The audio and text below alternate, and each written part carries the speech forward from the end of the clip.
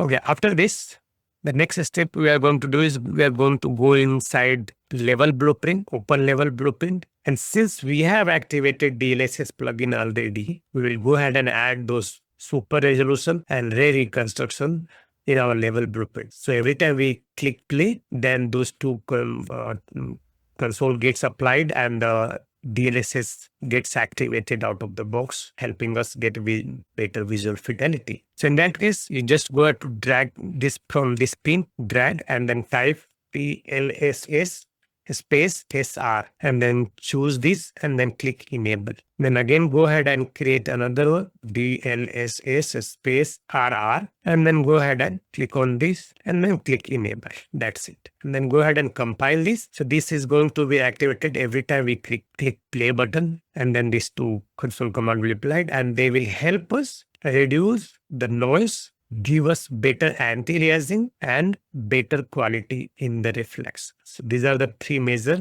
Plus, it will also boost the performance. And even if your screen resolution is smaller than 2K or 4K, it will rescale the sync. So you have to Google all about the DLSS, what it works, and it's incredible, amazing, incredible technology in our religion, and it should be easy. So we have gone ahead and enabled the DLSS SR and RR.